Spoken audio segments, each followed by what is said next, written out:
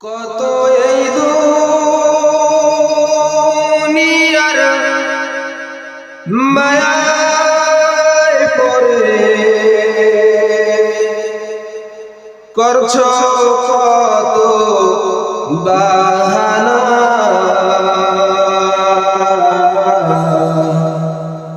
এ যে নয় তোরা আসল বাড়ি, কবর যে তোরা আসল ঠিকানা। এ যে নয় তোরা আসল বাড়ি,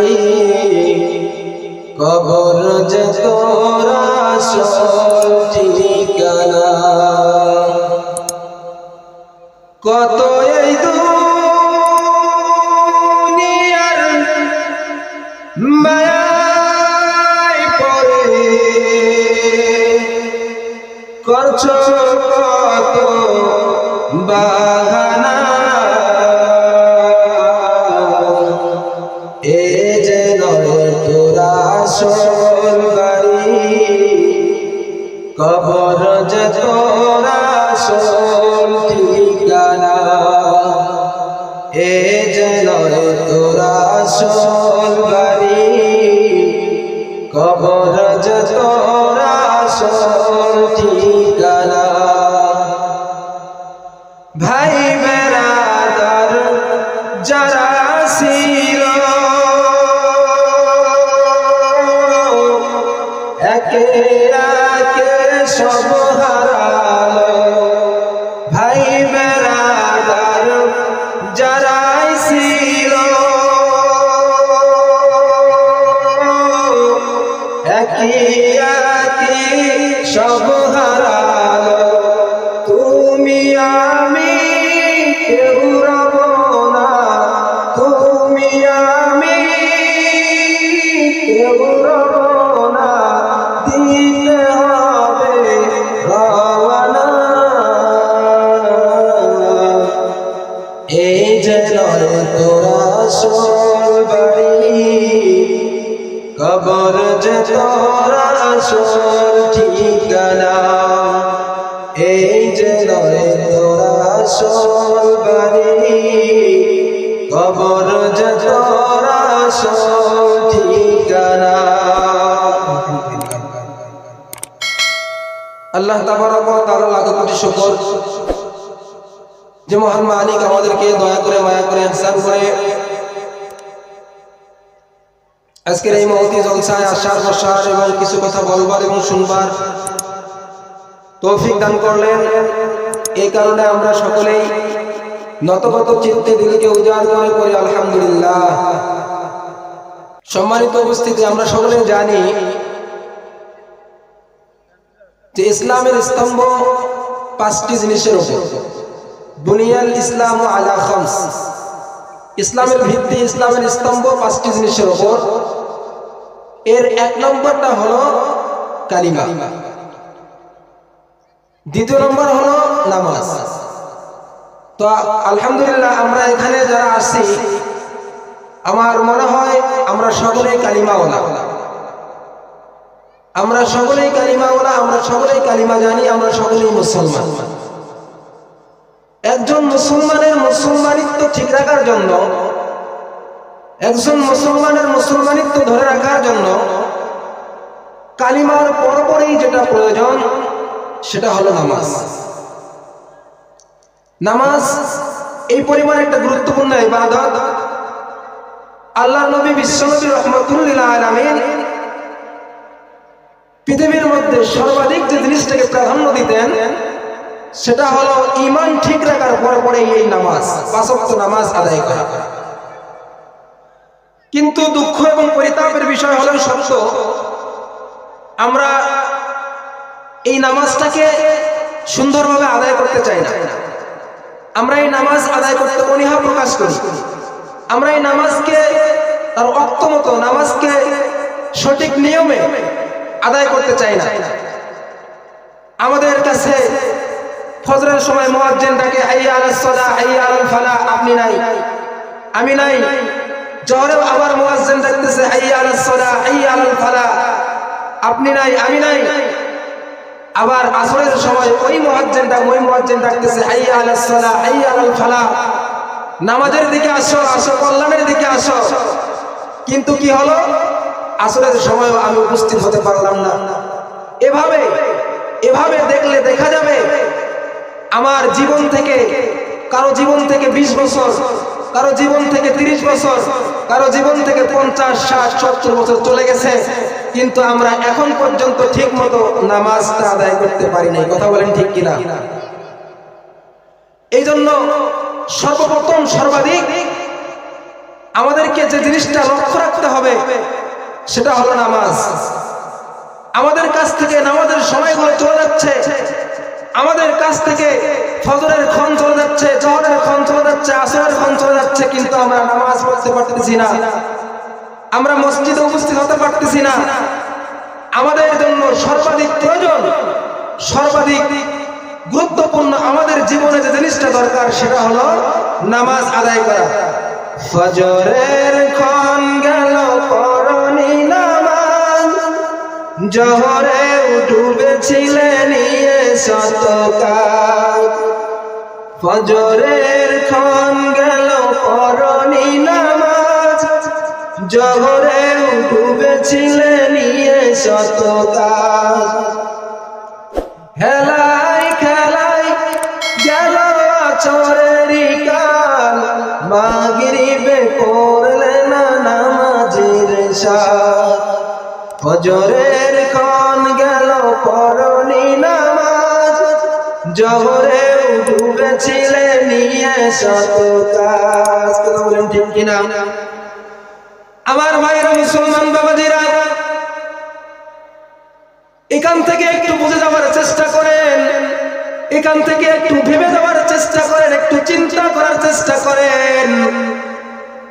আপনি যেই বডিটা নিয়ে, আপনি যেই দেহটা নিয়ে নিজেকে তো নওজোয়ান মনে করতেছেন, তরুণ মনে করতেছেন, যুবক মনে করতেছেন, বর্তমান বিজ্ঞান বলতেছে আপনার আমার এই আদরের দেহখানা কবরের মধ্যে রাখার পর 24 ঘন্টা যেতে পারবে না, এর মধ্যে এমন কিছু পোকা হয়ে যাবে, আপনার আমার বায়ুপথ দিয়ে পোকাগুলো বের হতে থাকবে, আপনার আমার পিছনের রাস্তা দিয়ে পোকাগুলো বের হবে, এমন দুর্গন্ধ ছড়াবে, সমগ্র পোকাগুলো একটা আর একটাকে ডেকে নিয়ে চলে আসবে।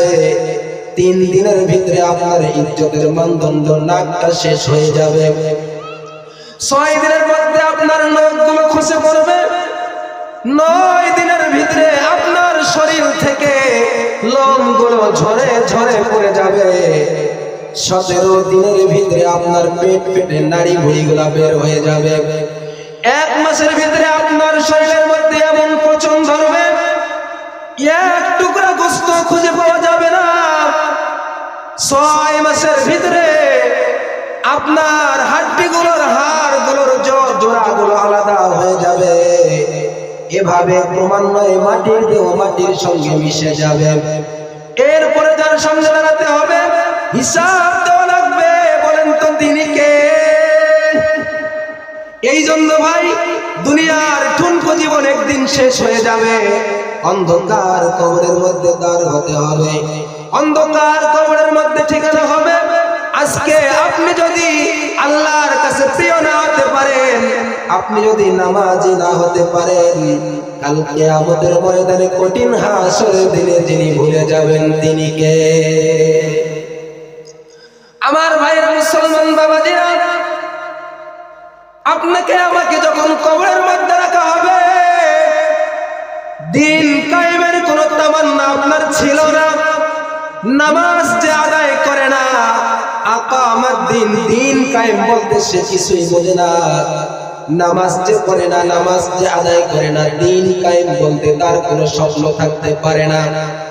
নামাজ নাই যার, তার কোনো দিনই নাই, কার কোনো ধর্মই নাই। বলেছেন কে? আমার ভাইরা মুসলমান বাবাজিরা, আপনাকে আমাকে যখন কবরের মধ্যে রেখে আসা হবে, হাদিসের মধ্যে আসছে হাত্তা ইয়াসমা কুরআন আলাইহি, আপনি তখন আপনার আত্মীয় স্বজনের পায়ের আওয়াজগুলো, জুতার আওয়াজগুলো শুনতে পারবেন। কিন্তু আফসোসের বিষয়, একজনকেও আপনি আটকায় রাখতে পারবেন না। একজন একজনকেও আপনি কবর জগতের মধ্যে নিয়ে যেতে পারবেন না। এরপরে মুনকার নাকির আপনার কবরের মধ্যে চলে আসবে, আপনাকে প্রশ্ন করবে, আপনি যদি উত্তরগুলো দিতে না পারেন ফায়াজরিবুহু সরবাতাম বিল হাদীদ, আপনাকে লোহার হাতুড়ি দিয়ে পিটানো হবে, উপর উপরে আঘাত করা হবে, কানের মধ্যে আঘাত করা হবে। ফায়াসিহু সাইহাতাম, ব্যক্তি এত জোরে জোরে চিৎকার মারবে, ব্যক্তি এত জোরে জোরে আওয়াজ করবে, আসমান জমিন কুল কায়নাতের সমস্ত মাখলুকাত তার আওয়াজ শুনতে পারবে, কুল কায়নাতের সমস্ত ছোট্ট প্রাণীগুলো তার আওয়াজ শুনতে পারবে। গরু শুনতে পারবে, হাঁস শুনতে পারবে, ছাগল শুনতে পারবে, মুরগি শুনতে পারবে, এমনকি জমিনের উপর, আসমানের নিচে জমিনের উপরে যতগুলো প্রাণী রয়েছে ছোট্ট প্রাণীগুলো আপনার আমার কবরের চিৎকারের আওয়াজগুলো শুনতে পারবে। শুধুমাত্র শুনতে পারবে না মানুষ আর জিন। কবরের আওয়াজ, একজন জাহান্নামী ব্যক্তির কবরের যে আযাব হবে, এই কবরের আযাবের আওয়াজ আসমান জমিনের সমস্ত কুল কায়নাতের মাখলুকাতগুলো শুনতে পায়, শুধুমাত্র শুনতে পায় না মানুষ আর জিন। আজকেই তো কবরবাসী হয়ে যেতে পারি, আজকেই তো আমার আপনার নাম কবরবাসীর সিরিয়ালের মধ্যে হয়ে যেতে পারে। একটুখানি এই বুঝটা যদি আপনি আপনার মাথার ভিতরে ঢুকাইতে পারেন, যাহারে সারা জীবন আমি ছিলাম ইমাম সাহেবের পিছনে, এমন একদিন আসবে আমাকে আপনাকে রাখা হবে ইমাম সাহেবের সামনে। যেদিন আমাকে আপনাকে ইমাম সাহেবের সামনে রাখা হবে, সেদিন আপনি চাইলেও আর নামাজ আদায় করতে পারবেন না, শেষ, আপনার চান্স শেষ। আপনি চাইলেও আর নামাজ আদায় করতে পারবেন না। আমার ভাইরা, মুরব্বী বাবাজিরা, আপনাকে আমাকে যেদিন ইমাম সাহেবের সামনে রাখা হবে, সেদিন আপনি চাইলেও আর নামাজ আদায় করতে পারবেন না। সারা জীবন আপনি ছিলেন ইমাম সাহেবের পিছনে, সারা জীবন আপনি ছিলেন মুক্তাদি, কিন্তু যখন আপনাকে আমাকে ইমাম সাহেবের সামনে রাখা হবে, আপনার আমার জানাজার নামাজ আদায় করার জন্য আপনাকে যখন মানুষের সামনে রাখা হবে, মানুষগুলো যখন আপনার জানাজার নামাজ আদায় করার জন্য চলে আসবে, আরে কোন দিন না জানে আমার ডাকটা চলে আসে, কোন দিন না জানে আমার সিরিয়ালটা চলে আসে, কোন দিন না জানে আমার উপরে মানুষ দাঁড়ায়া দাঁড়ায়া জানাজার নামাজ আদায় করে। এই জন্য বলি ভাই, সাল্লু ক্বাবলা আন তুসাল্লা আলাই, নামাজ আদায় করো, নামাজ আদায় করো। একদিন তোমার উপরে জানাজার নামাজ দাঁড়ায় যাবে, চাইলেও তুমি নামাজ আদায় করতে পারবে না। আমার ভাইরা, মুরব্বী বাবাজিরা, এই নামাজ কি পরিমাণ গুরুত্বপূর্ণ একটা ইবাদত আপনি আমি এখন বুঝতেছি না, এই নামাজের মর্মটা আপনি এখন বুঝতেছেন না। কিন্তু আপনাকে আমাকে যখন কবরের মধ্যে একা একা রেখে চলে আসা হবে, ওই সময় আপনি টের পাবেন নামাজের কত মূল্য, নামাজের কত দাম। আপনি আপনার কবরে লক্ষ্য করে দেখবেন, কবরটা ঘুটঘুটে অন্ধকার হয়ে গিয়েছে, এমন অন্ধকার হয়ে গিয়েছে, আপনার বডিটা আপনার কল্লার সঙ্গে আপনার মাথার সঙ্গে লেগে আছে কিনা আপনি সেটা চোখে দেখতে পারবেন না। আপনার কবরটা এই পরিমাণ অন্ধকার হয়ে যাবে। ঠিক ওই সময় আপনি লক্ষ্য করে দেখতে পারবেন কে জানি ডান দিকে দাঁড়ায় আছেন। আপনি লক্ষ্য করে বলবেন, কে গো তুমি? পৃথিবীর জমিনে সব রেখে আমি একা একা চলে আসলাম। আমি পৃথিবীর জমিন থেকে আমার সন্তানাদি আত্মীয় স্বজন যা ছিল সকলকে আমি রেখে রেখে একা একা আজকে কবর দেশে চলে আসলাম। কে গো তুমি? আজকে আমার কবরের মধ্যে তুমি আমার কবরে চলে আসলাম। আপনার নামাজ ডাক দিয়ে বলবে, আমি হলাম আপনার নামাজ। আজকে অন্ধকার কবরে আমি আপনার সঙ্গী হয়ে দাঁড়ায় গেলাম। সুবহানাল্লাহ। ঠিক একই ভাবে আপনি বাঁ দিকে তাকাই দেখবেন, কে জানি আপনার বাঁ দিকে দাঁড়ায় আছে। আপনি তখন লক্ষ্য করে বলবেন, কে গো তুমি আমার বাঁ দিকে দাঁড়ায় আছো? আপনার রোজা তখন বলবে, আমি আপনার রোজা। আজকে অন্ধকার কবরের মধ্যে আপনার সঙ্গী হয়ে দাঁড়ায় গেলাম। সুবহানাল্লাহ। ঠিক একই ভাবে যখন আপনি আপনার মাথার দিকে লক্ষ্য করে দেখবেন কে জানি মাথার দিকে দাঁড়ায় আছে। আপনি তখন বলবেন, কে গো তুমি? আজকে অন্ধকার কবরে আমি একা একা চলে আসলাম, কে গো তুমি আমার মাথার উপরে দাঁড়ায় আছো? আপনার কোরআন তেলাওয়াত তখন বলবে, আমি হলাম তোমার কোরআন তেলাওয়াত। আজকে অন্ধকার কবরের ভিতরে আমি আপনার সঙ্গী হয়ে দাঁড়ায় গেলাম। ওয়াসারিউল আমালি আলা রিজলিহি, লোকটা তাকায় দেখবে তার সমস্ত ছোট ছোট আমলগুলো পায়ের কাছে দাঁড়িয়ে আছে। লোকটা তখন বলবে, কারা গো তোমরা? আজকে অন্ধকার কবরের ভিতরে তোমরা আমার পায়ের কাছে দাঁড়িয়ে গেলাম। আপনার ছোট ছোট আমলগুলো আপনাকে ডাক দিয়ে বলবে, আমরা হলাম আপনার জীবন দশায় সমস্ত ছোট ছোট আমলগুলা আজকে অন্ধকার কবরে। আজকে অন্ধকার কবরে আপনি যখন একা একা কবরের মধ্যে চলে আসছেন, আপনার এই অন্ধকার কবরে আমরা আপনার সঙ্গী হয়ে সাথী হয়ে কবরের মধ্যে দাঁড়ায় গেলাম। সুবহানাল্লাহ। আমার ভাইরা, তাহলে বুঝে গেল আমরা নামাজ ছাড়বো না ধরবো। জোরে কও, নামাজ ছাড়বো না ধরবো। আমার ভাইরা, মুরব্বি বাবাজিরা, এই নামাজ কি পরিমাণ গুরুত্বপূর্ণ একটা ইবাদত। এই নামাজের মাধ্যমে মানুষ আল্লাহ তাবারক ওয়া তাআলার নৈকট্য অর্জন করতে পারে। এই নামাজের মাধ্যমে মানুষ আল্লাহ তাবারক ওয়া তাআলার কাছে যেতে পারে। এই নামাজের মাধ্যমে মানুষ যে পরিমাণ আল্লাহ তাবারক ওয়া তাআলার নৈকট্য অর্জন করতে পারে, এই নামাজের মাধ্যমে মানুষ যে পরিমাণ আল্লাহ তাবারক ওয়া তাআলার কাছে যেতে পারে, অন্য কোন ইবাদতের মাধ্যমে মানুষ ওই পরিমাণ আল্লাহ তাবারক ওয়া তাআলার কাছে যেতে পারে না। অন্য কোন ইবাদতের মাধ্যমে এই পরিমাণ মানুষ আল্লাহ তাবারক ওয়া তাআলার নৈকট্য অর্জন করতে পারে না। এই কারণে আল্লাহ পাক রব্বুল আলামিন কোরআনুল কারীমের মধ্যে বলতেছেন, ইন্নাস সালাতা তানহা আনিল ফাহশাই ওয়াল মুনকার। পৃথিবীর মধ্যে কোন মানুষ যখন মুয়াজ্জিনের আযানটা শুনে, মুয়াজ্জিনের আযান শোনার পর সুন্দর করে ওযু করার পরে যখন মসজিদের দিকে হাঁটা শুরু করে, সে নিজে নামাজ আদায় করে এবং পরিবার পরিজনকে নামাজ আদায় করার হুকুম করে, তো আল্লাহ তাবারক ওয়া তাআলা বলতেছে, আমার ওই বান্দাকে তার নামাজ তাকে সমস্ত প্রকার অন্যায় কাজ থেকে দূরে রাখবে।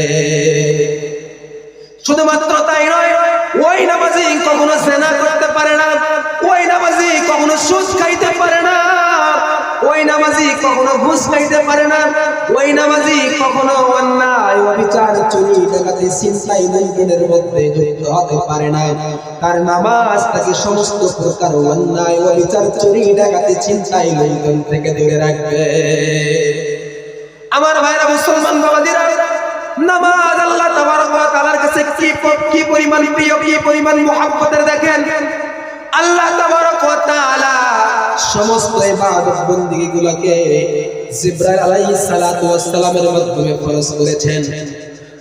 আমাদের নবীর উপরে সমস্ত ইবাদতগুলোকে জিবরাইল আলাইহিস সালাতু ওয়াস সালামের মাধ্যমে ফরজ করেছেন। রোজা আল্লাহ ফরজ করেছেন জিবরাইলের মাধ্যমে, হজ আল্লাহ ফরজ করেছেন জিবরাইলের মাধ্যমে, যাকাত আল্লাহ ফরজ করেছেন জিবরাইলের মাধ্যমে, কিন্তু একমাত্র নামাজ, এই নামাজ আল্লাহ ফরজ করেন নাই জিবরাইলের মাধ্যমে। আল্লাহ পাক রব্বুল আলামিন এই নামাজকে ফরজ করার জন্য তিনার পয়গম্বরকে তার বাসায় ডেকে নিয়ে গিয়ে বড় আদর করে মুহাব্বত করে ফরজ করে দিয়েছেন। সুবহানাল্লাহ। জোরে বলো সুবহানাল্লাহ। তাহলে বোঝা গেল এই নামাজ অনেক গুরুত্বপূর্ণ একটা ইবাদত। তাহলে আমরা এই নামাজকে পড়ব না ছেড়ে দিব? পড়ব না ছেড়ে দিব? আমাদেরকে এই নামাজ আদায় করতে হবে। কিন্তু দুঃখ এবং পরিতাপের বিষয় হলো, আমাদের পরিবারে যদি আমরা 7 জন থাকি, দেখা যায় আমাদের অনেক এলাকায় এমন হয়েছে, অনেক গ্রামে এমন খুঁজলে পাওয়া যাবে যে পরিবারের মধ্যে 7 জন রয়েছে, একটা পরিবারের সদস্য হলো 7 জন, কিন্তু সপ্তাহে 7 দিন চলে যায়, তারপরেও ওই গ্রাম থেকে ওই পরিবার থেকে একটা মানুষও রবের দরবারে একটা সিজদাও করে না। এমন পরিবার আছে না নাই? তাহলে বুঝা গেল আমরা নিজে নামাজ আদায় করব এবং পরিবার পরিজনকে নিয়ে নামাজ আদায় করতে হবে। পরিবার পরিজনকে নামাজ আদায় করার তাকিদ করতে হবে। আপনি আপনার পরিবারের সমস্ত সমস্যাকে সমাধান করতে পারেন, আপনি আপনার পরিবারের সমস্ত সদস্যকে সমস্ত প্রকার খারাপ কাজ থেকে হেফাজত করতে পারেন, কিন্তু আপনি নামাজের হুকুম করতে পারেন না। আপনার পরিবারকে নামাজের হুকুম করতে হবে, নামাজের আদেশ করতে হবে। আমার ভাইয়েরা মুসলমান বাবাজেরা দেখেন, একটা মানুষ সপ্তাহে 7 দিন মালিকের দরবারে একটা সিজদাও দেয় নাই, মালিকের দরবারে 1 রাকাত নামাজও আদায় করে নাই, আল্লাহ তাবারক ওয়া তাআলার শানে 1 ওয়াক্ত নামাজও আদায় করে নাই। কিন্তু এই মানুষটাই যখন নিজের গুনার কথা বুঝতে পারে, নিজের গুনার উপর পরিতাপ করতে পারে, নিজের গুনার উপর অনুতপ্ত হওয়ার পরে এই মানুষটা যখন মসজিদের দিকে চলে যেতে শুরু করে, এই মানুষটা যখন মসজিদের দিকে ঢুকে, মসজিদের মধ্যে প্রবেশ করে, সঙ্গে সঙ্গে আল্লাহ তাবারক ওয়া তাআলা কেমন আল্লাহ, কেমন দয়ার আল্লাহ, কেমন মায়ার আল্লাহ, আল্লাহ তাবারক ওয়া তাআলা সঙ্গে সঙ্গে তার রহমতের দৃষ্টি ওই বান্দার দিকে দিয়ে দেয়। শুধুমাত্র তাই নয়, ওই বান্দা যখন মসজিদের মধ্যে ঢুকে, মসজিদের মধ্যে প্রবেশ করে, মসজিদের মধ্যে প্রবেশ করার পর নামাজের নিয়ত করে যখন আল্লাহু আকবার বলে, যখন ওই বান্দা নিয়তটা বাঁধে, আল্লাহু আকবার বলে যখন বান্দা নিয়ত বাঁধে, নিয়ত বাঁধার পর বান্দা যখন সানা পড়া শুরু করে দেয়, এক পর্যায়ে সানা শেষ করার পর বান্দা যখন বলে আলহামদুলিল্লাহি রাব্বিল আলামিন, আল্লাহ পাক রব্বুল আলামিন অত্যন্ত মনোযোগের সঙ্গে তার তেলাওয়াতটা শ্রবণ করে। তার তেলাওয়াতটা শ্রবণ করার পর ওই বান্দা যখন তেলাওয়াতটা বন্ধ করে দেয়, আল্লাহ পাক রব্বুল আলামিন সঙ্গে সঙ্গে উত্তর দিয়ে দেয়। আল্লাহ পাক রব্বুল আলামিন বলতে থাকে হামিদানি আবদি, আল্লাহু আকবার।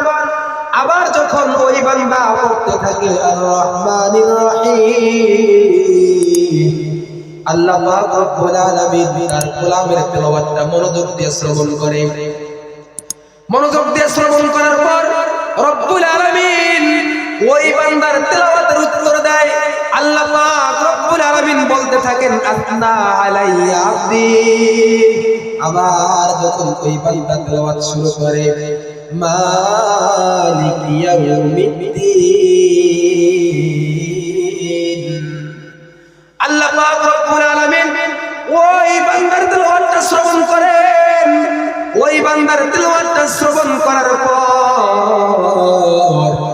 বান্দা যখন তেলাওয়াতটা বন্ধ করে দেয়, আল্লাহ পাক রব্বুল আলামিন সঙ্গে সঙ্গে উত্তর দেন হামিদানি আবদি, আল্লাহু আকবার। আল্লাহ তখন সঙ্গে সঙ্গে ওই বান্দার তেলাওয়াতের উত্তর ঘুরায় দেয়। আল্লাহ পাক রব্বুল আলামিন বলেন মাসনা আলাইয়া আবদি, আল্লাহ পাক রব্বুল আলামিন বলেন মাজ্জাদানি আবদি। এভাবে আল্লাহ পাক রব্বুল আলামিন বান্দার তেলাওয়াতগুলো মনোযোগ দিয়ে শ্রবণ করেন। মনোযোগ দিয়ে শ্রবণ করার পর বান্দা যখন তেলাওয়াতগুলো বন্ধ করে দেয়, আল্লাহ পাক রব্বুল আলামিন একের পর এক একটা তেলাওয়াতের উত্তর দিতে থাকে। এরপরে বান্দা যখন বলে ইয়্যাকা না'বুদু, বান্দা যখন বলে ইয়্যাকা না'বুদু ওয়া ইয়্যাকা নাস্তাঈন, আল্লাহ পাক রব্বুল আলামিন তার তেলাওয়াতটাও মনোযোগ দিয়ে শ্রবণ করেন। মনোযোগ দিয়ে শ্রবণ করার পর আল্লাহ পাক রব্বুল আলামিন ওই বান্দার তেলাওয়াতটার উত্তর ঘুরায় দেয়। আল্লাহ পাক রব্বুল আলামিন বলে হাযা মা বাইনা ওয়া বাইনা আবদি ওয়া লিআবদি মা সাআল। আল্লাহ পাক রব্বুল আলামিন বলেন বান্দা, এখন তুমি যে আয়াতটা তেলাওয়াত করলা, এর অর্ধেক হলো আমার আর অর্ধেক হলো তোমার। সুবহানাল্লাহ। এভাবে আল্লাহ পাক রব্বুল আলামিন বলতে থাকেন, বান্দা তুমি যেহেতু আমার ঘরে প্রবেশ করে আমার ঘরের মধ্যে এসে আমাকে রাজি খুশি করার জন্য আমার রাসূলের দেওয়া তরিকা মোতাবেক আমার ঘরের মধ্যে প্রবেশ করে চাই নামাজটা বিছায়া আমার দরবারে দাঁড়িয়ে আমার গোলামি করার জন্য দাঁড়িয়ে গিয়েছো, বান্দা আমি এখন তোমার প্রতি রাজি খুশি হয়ে গিয়েছি। ওয়ালি আবদি মা সাআল, হে বান্দা তুমি এখন আমার কাছে যা চাবা আমি তোমাকে তাই দিয়া দিব। সুবহানাল্লাহ।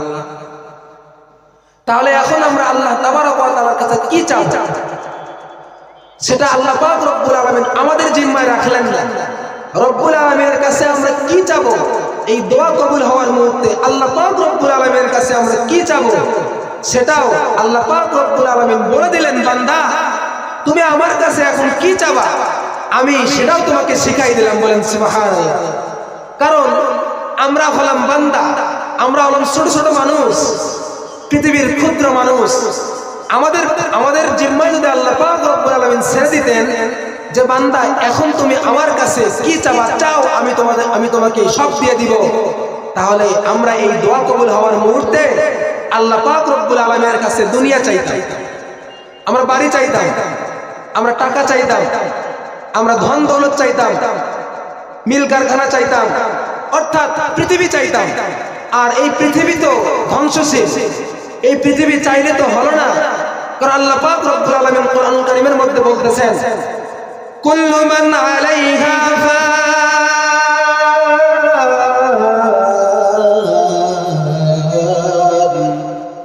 ويبقى وجه ربك ذو الجلال والإكرام। ये चमन सहरा भी होगा ये खबर बुलबुल को दो, ये चमन सहरा भी होगा ये खबर बुलबुल को दो, ताकि अपनी जिंदगी को सोच कर कुर्बा करे। अल्लाहु আকবার। এই পৃথিবীর মধ্যে যা আছে সমস্ত কিছু ধ্বংসশীল। আল্লাহ পাক রব্বুল আলামিন কিয়ামতের ময়দানে আল্লাহ পাক রব্বুল আলামিন কিয়ামতের আগে পৃথিবীর মধ্যে যা কিছু আছে সমস্ত কিছুকে ধ্বংস করে দিবেন। এরপরে আল্লাহ পাক রব্বুল আলামিন আজরাইল আলাইহিস সালাতু ওয়াস সালামকে লক্ষ্য করে বলবেন, আজরাইল এই পৃথিবীর মধ্যে আর কি আছে? আজরাইল আলাইহিস সালাতু ওয়াস সালাম বলবেন, আয় আমার আল্লাহ পৃথিবীর মধ্যে চারজন বড় বড় ফেরেশতা ছাড়া আর কেউ নাই। আল্লাহ পাক রব্বুল আলামিন বলবেন, আজরাইল যাও ওই চারজন ফেরেশতাকে তুমি হত্যা করে আসো, মেরে ফেলো। এরপরে আজরাইল আলাইহিস সালাতু ওয়াস সালাম ওই চারজন ফেরেশতাকে মেরে ফেলবে, ওই চারজন ফেরেশতাকেও দুনিয়া থেকে নিয়ে যাবে। এরপরে আল্লাহ পাক রব্বুল আলামিন বলবেন, আজরাইল আর পৃথিবীর মধ্যে কে বাকি আছে? এবার আজরাইল বলবে, আমার আল্লাহ, ও আমার আল্লাহ পৃথিবীর মধ্যে আর কেউ বেঁচে নাই, একমাত্র আপনি আর আমি ছাড়া দুনিয়ার মধ্যে আর কেউ বেঁচে নাই। এবার আল্লাহ পাক রব্বুল আলামিন বলবেন, আজরাইল, এ আজরাইল ইয়া মালাকাল মাউত। আল্লাহ পাক রব্বুল আলামিন আজরাইলকে ডেকে বলবেন, আজরাইল তুমিও এবার মরে যাও। আমার ভাইরা মুসলমান বাবাজিরা, হাদিসের মধ্যে আসছে আজরাইল আলাইহিস সালাতু ওয়াস সালাম তখন এত জোরে একটা বিকট একটা চিৎকার মারবে, বিকট একটা চিৎকার মেরে নিজের জানটা নিজেই বাইর করে দিবে। এই কারণে কবি বড় সুন্দর করে বলেছেন, ইয়ে সমন সাগরা ভি হোগা ইয়ে খবর বুলবুল কো দো, ताकि अपनी जिंदगी को सोच कर कुर्बा करे। अल्लाहु আকবার। এটা কবিতা হলো হাকিম মোহাম্মদ আখতার সাহেব রহমাতুল্লাহি আলাইহির কবিতা।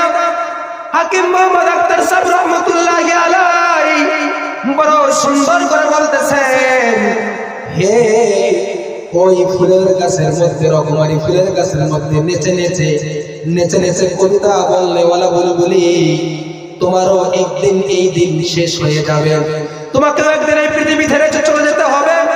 তুমি যে পৃথিবীর মধ্যে রয়েছো এই পৃথিবীতে একদিন বিরান হয়ে যাবে, ধ্বংস হয়ে যাবে। বলেন ঠিক কিনা? পৃথিবীতে একদিন ধ্বংস হয়ে যাবে।